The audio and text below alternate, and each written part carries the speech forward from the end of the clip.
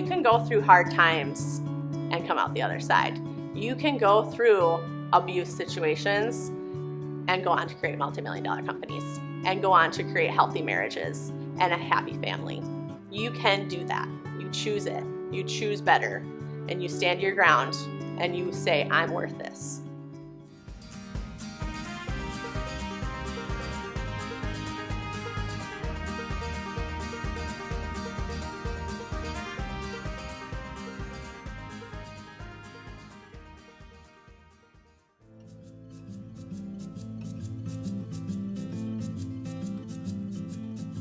My whole goal with investing in real estate wasn't necessarily like, oh my gosh, I can't wait to be a landlord, but it was that I had read books and watched videos and learned that real estate investing is one of the best, fastest, most efficient ways to build wealth, to reach financial freedom. And financial freedom was my main goal.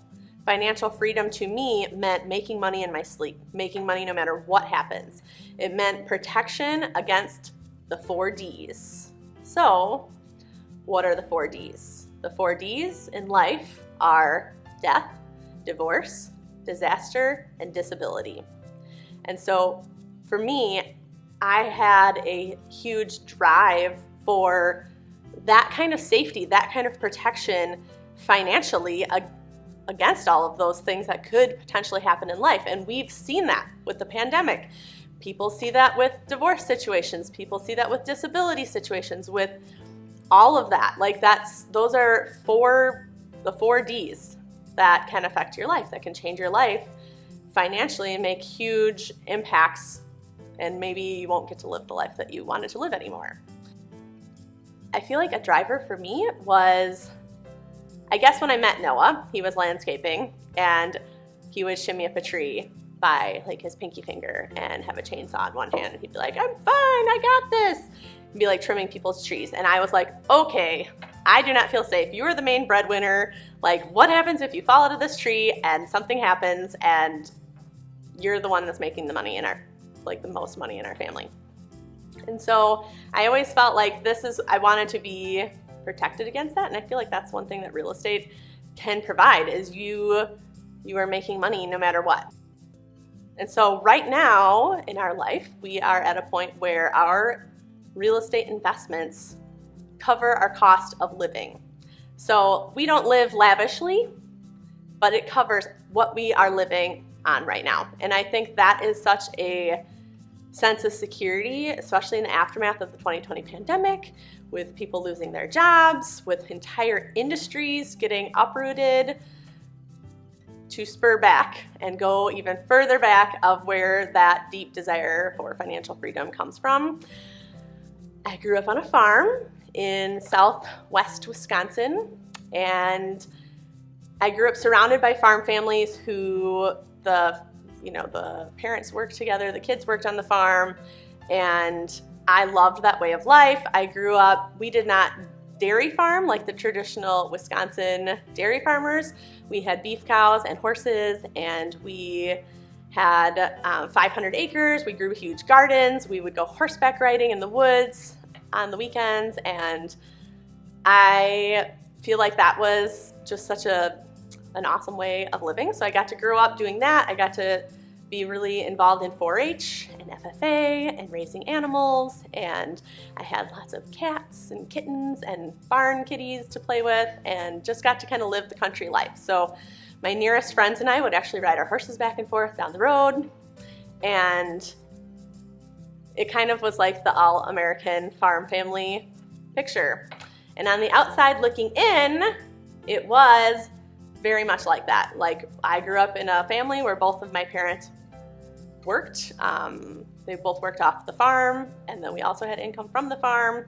And then all of us worked together. I'm the youngest of 4 siblings, and we all worked together baling hay in the summers. We hauled wood in the winters. That was kind of like our family bonding time at its finest, like small square bales of hay get moved lots of times before they actually get fed to an animal. And so I got to participate and learn the value of hard work.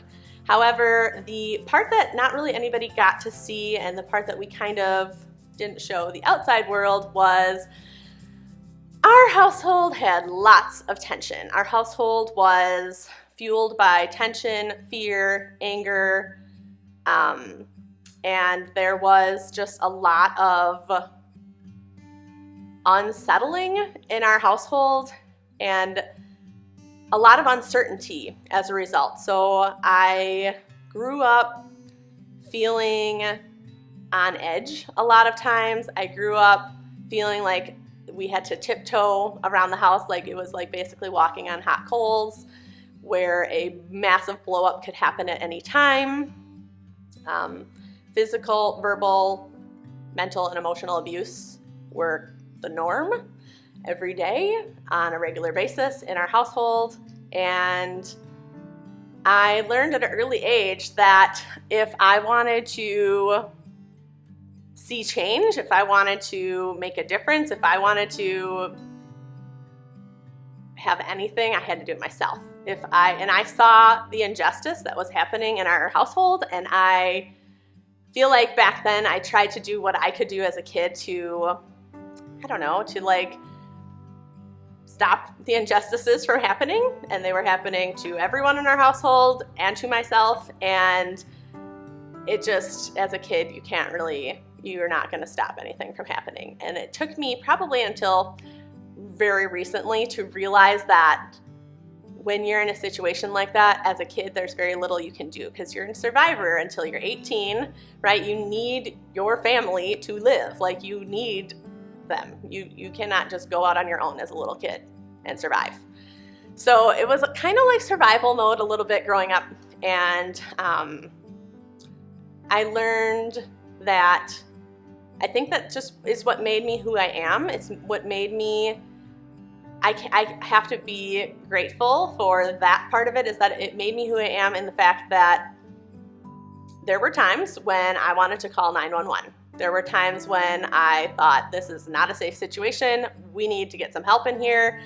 And as a young child, I was told, we don't call 911 here, that we don't do that here. And I think that's kind of like a pretty big turning point for a little kid to hear that. Like, okay, so we take matters into our own hands here. And I think it just kind of taught me to not only take the burdens, kind of like a big heavy backpack, just, okay, I got to take care of this on my own. I got to figure out my own life.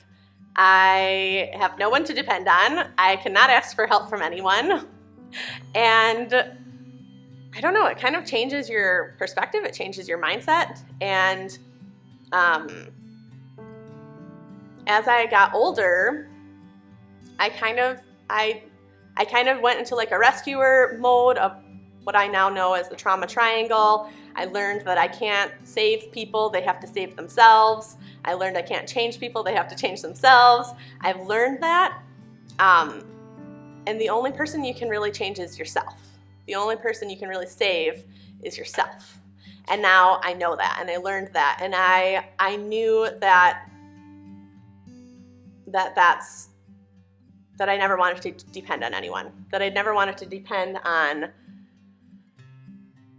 somebody else because I had the rug pulled out from under me numerous times. There were times when I grew older and the manipulation tactics weren't working anymore. The guilt trips were not working anymore. I had an internship out west. I remember one summer I had an internship in Montana in the mountains. I got to live out my cowgirl dreams come true, where I got to work on a cattle ranch that had 350 cow-calf pair Angus cattle and like 200 sheep, and I got to build fence, and I got to ride horses in the mountains and herd cattle through the mountains. And it was actually for a family friend of ours that we knew from our hometown in Wisconsin that they had bought a ranch out there. And I remember getting phone calls on a regular basis at like 5:30 in the morning with threats saying, if you don't get home by this date, you might as well count yourself not part of our family anymore. And if you don't get home by this date, and why are you staying out there? And it was literally only like a 6-week internship, but I loved it. And it's something I had dreamed about for my whole childhood, and I finally got to do that. And I was 18 and I was building fence and I was getting to do all these things. I was showing that I was a hard worker, and I just got to do that and see a little bit of freedom, and just having that choice that I was like, I'm standing my ground. Like, this is something I'm doing for me that I love to do. And those were the kind of threats that I got on a regular basis. There's been many holidays where I got sent away to not get to eat dinner with our family for the holidays. And so it was a lot of tension growing up, where there was a lot of great and good things I learned and a lot of good times. And it's hard to think about the good times without thinking about the really hard tension and the behind closed doors things that nobody got to see and nobody knew about. And so I think for me, I eventually had to make the hard call of creating a boundary in my life, where I had other goals for my life, and I felt that there was a lot of jealousy over the business that I was striving for. There was a lot of jealousy over, in my adult life, there was still just that tension was like still trying to reach out at me from my family, and jealousy over the business that we were creating, and that I was told that I was greedy for wanting to go after money. I was told that I was selfish for wanting to create financial freedom. And if they would know now that I've created a multi-million-dollar company and made over $1 million in a year, that was a really hard year for most people, they'd probably be super jealous and upset about that instead of being proud of me. And so I think that's just one of those things where I had to set a hard boundary in my life. So as I got older, I learned that when you're in situations like that, and I say this and I share this story because I know that there's millions of people like me in situations like that. But at the time, I felt like I was alone. I felt like I was the only one. I felt like, my family wasn't normal. I knew that my family wasn't normal, and I knew that there were other families out there, and I did get to see other role models and other examples of that, and in my own extended family. Unfortunately, what happened in my situation was when I set the boundary of I can't be subject to this cycle of abuse anymore, of mental, physical, and emotional abuse anymore, and it was a cycle. It was a cycle where it was like tiptoeing around in eggshells, tiptoeing around in hot coals. And I had dreams that I wanted to pursue, and I felt that I was being held back. And so I set a boundary and created distance and created some separation. And in doing that, there were good and bad things that came from setting the boundaries. So I not only blew up my business, that after I had created that boundary and I was like, I'm done. I will not be treated like this anymore. This is ridiculous. I will not be treated like this. I'm an adult. And I was 3 decades in by that point. My business boomed because I was taking root here. I was like, this is my time that I get to do what is best for me and my future family and my life that I want to lead. I became pregnant with our daughter, and I knew right then when I became pregnant with my daughter that the cycle ends here. The cycle ends here. It will not continue. And abuse like that continues for generations, probably one of the longest standing abuse, because it is so easily hidden behind closed doors. And it is so hard to break out of in a family. If you want to maintain contact with those family members, it's nearly impossible. It's very hard when you have people who live off of guilt manipulation, physical abuse, verbal abuse, emotional abuse, trying to get you beat down in any way they can, trying to just stab you in the back in any way they can, trying to pull the rug out from under you in any way they can. The interesting part was, so my business boomed, I grew my family, I had my daughter, then 2 years later I had my son at the same time. We grew our business and grew our family at the same time because I was free to just focus on me, myself, my family. The hard thing that came out of that was the extended family members that I had grown up, and they were my role models for what a good marriage looks like, what a healthy family looks like. They were my role models that taught me to stand up for myself. They taught me to stand up for women's rights and taught me to stand up against abuse. Little did they know abuse was happening right under their noses. And even when I told them about it, they denied it. And I learned in a couple years of therapy. Now I've been on quite the healing process in the last 2 years of therapy and energy healing and holistic doctors and just all kinds of alternative healing and therapies that Western medicine doesn't offer in that kind of realm. I have learned that those people who were my role models weren't there for me. They hid behind guilt, shame, and fear of breaking up the family system.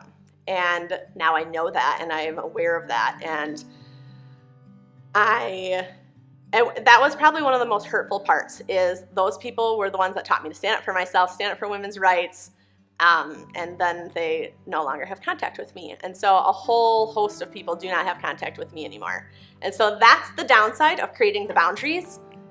However, I hope that by sharing my story here and now that I can be a source of light and inspiration in a really dark and hard time, because I know I can't be the only one that hides behind a family that has manipulation and anger and fear and abuse going on.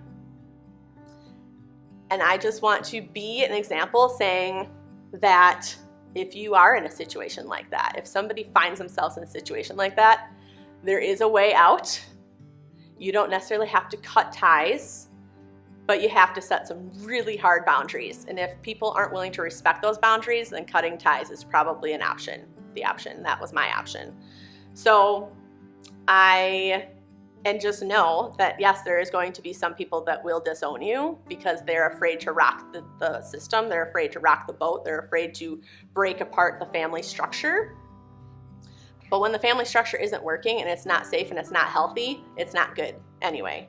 So it's time to be free. It's time to set yourself free. And that's what I learned. I set myself free.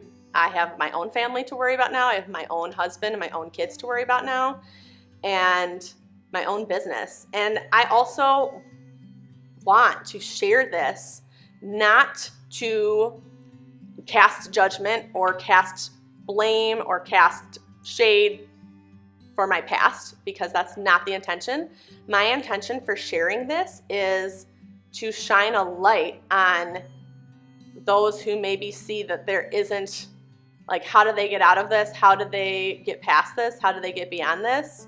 And I want them to know, I want you to know, there is light at the end of the tunnel. There is another side. You can get past this and create a multi-million-dollar company. You can get past this and create financial freedom for your life. And now I also want to teach that financial freedom isn't the only piece, but that was my number one driver, because I was like, I will not be held back. I will not have manipulation keeping me back. I will not let someone tell me I'm not good enough, I'm not worthy enough, I'm too greedy, I'm too selfish, because that's not true. I was not selfish. I was taking matters into my own hands. I was taking care of my own life and what I needed to do to be safe in life, because I wasn't safe for a long time. I didn't feel safe. And so I just hope that can provide some inspiration. And now that I've achieved financial freedom, I desire time freedom and life freedom. And I am here to be a source of light and love and peace and joy. That is possible for your life. I grew up that peace, love, joy, and light were a very hard thing to come by in my life. It was there. I can't say that I didn't have a good childhood on the outside. I can't say that. I did. I loved it. I grew up raising horses and living in the country, and I did 4-H and FFA and sports and music, and I probably signed up for everything I could possibly sign up for when I was in high school, because then I wasn't having to be at home. So, I mean, there was that. And so, I mean, I did get to participate in a lot of things. However, as I am doing now, I used humor as my coping mechanism. And I have learned that in my now therapy sessions, that I have used humor, but humor is what I needed to help me get through those tough times, those tough situations. But I don't want my humor to downplay what I went through, because it wasn't humorous. It wasn't funny what I went through. I can remember times where punches came out. Like, I never knew I could punch so hard before. And I just, from a young age, I can remember as early as 5 to 23 years old, just being that person. And so I know now that it made me a fighter. It made me the person I am today. It made me just say, well, if something's gonna get done, I gotta do it myself. And it got me this far. However, now I'm learning it's okay to ask for help. It's okay to call a therapist. Heck yeah, if there's anything you spend your money on, therapy, number one, best investment that you can make. If you don't invest in real estate first and you invest in therapy first, heck yeah, I support that decision. Therapy, I think everybody needs it pretty much. I mean, I don't know how you can get through life without needing therapy, but if you do, that's awesome. Good for you. And just investing in yourself, it's okay to ask for help. It's okay to be supported. And now I'm learning that. I'm learning to trust people. I'm learning to let people support me. I'm learning to hire out in my business that I am growing, in the personal and professional business that I am now growing. When we grew our home building company, we did the work of 10 people each. And it burdened us while we were raising babies and everything. And now I know that it's okay to ask for help. It's okay to ask for support. And that healing, asking for healing and learning about healing those traumas. And there's so many different alternative therapies out there to help you heal those traumas. And if you're somebody that has a lot of trauma, I recommend keeping your eyes open and looking outside of the norm and finding ways to heal. Because if you can just get yourself to a healed place, you're going to find that peace, love, joy, and light. So that is my message with sharing that now. And I know that as a mom now, I feel that this is implemented now. I remember as a kid growing up, I always knew I wanted to have a daughter so that I could raise her to see what a healthy marriage looked like, what love looked like, what being raised on a farm with great memories looked like. And that's what I am excited to provide for our children now. So we have small 13 acres right now. We are looking to add a few zeros to that for acreage number. We're looking to farm, have lots of acres of farmland and have hills and trees to ride horses on like I got to have. And that's something I'm excited to provide for my kids because it's a way of life that I love, with the good memories, with the happy times, with the loving relationship. And I'm so blessed that taught me how to find such a great marriage partner as my husband, Noah. That taught me some people that grow up in abuse situations end up finding a man or finding a spouse that is representative of the abuse that they came from. I knew better. I saw the damage that the abuse caused, and I am very lucky that I prayed to God to be with me. So it's not necessarily luck. It is God that helped guide me and brought Noah and I together. And now we have a 2-year-old and a 4-year-old. And I look forward to just implementing what I am learning with healing, the healing cycle, so that the cycle ends here. The cycle ends here, and I get to create good memories for my kids now. And so that's just the message I just wanted to share, with sharing that you can go through hard times and come out the other side. You can go through abuse situations and go on to create multi-million-dollar companies and go on to create healthy marriages and a happy family. You can do that. You choose it. You choose better, and you stand your ground and you say, I'm worth this, and I'm going to go after the life that I desire. I'm going to go after the life that I've always dreamed of.